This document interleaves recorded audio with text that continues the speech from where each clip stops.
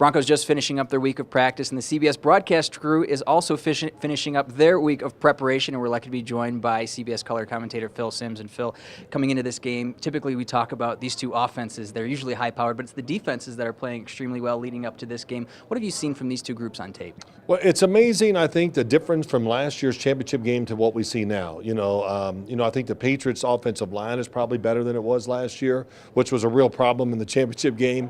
I think their defense is actually better too. And, for the Broncos, a different offense, a different quarterback, to say the least, and Trevor Siemian over, instead of Peyton Manning. And I think the only thing is the Broncos' defense. The run defense hasn't been quite what we expect, but I think I'm getting the feeling, and just after watching last week's game after the start, that it's starting to shape up. And, veteran teams, something happens to them late in the year. They get more energy, veteran teams, because they know that's what.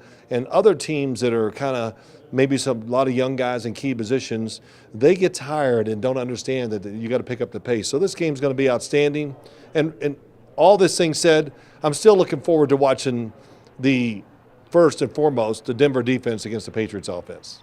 This rivalry has been defined by quarterbacks largely, and Trevor Siemian's going to get his first shot in this matchup. In the weeks leading up to it, the Broncos offense hasn't performed as well as it would like, but have you seen any progress from Trevor in these past couple of games? I mean, big time. I mean, I'm going to talk about it a lot on Sunday. I think, he's exceeded my expectations for him this year.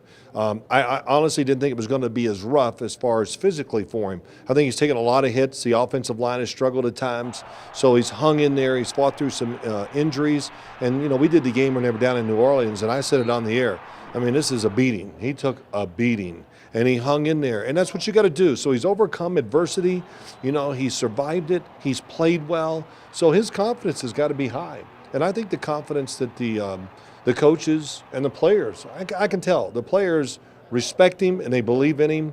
And right now, he's a totally different quarterback than I saw when I came out here week 2 when he played the Colts. Sustained success has defined these two franchises for the past half decade or more. And so is it a surprise to you that the AFC Championship or the AFC playoffs largely depends on what's going to happen in the next couple of games with each of these two teams? Well, no. I think, unless there was some catastrophe, which did not happen, I think before the season started, everybody says always pick a team. And it was hard to ever get past the Patriots in Denver. One, they have superstars. And when you have superstars and you get enough of them, that's going to carry you through a season, because those superstars, even when the team is not playing well, they make plays that win games.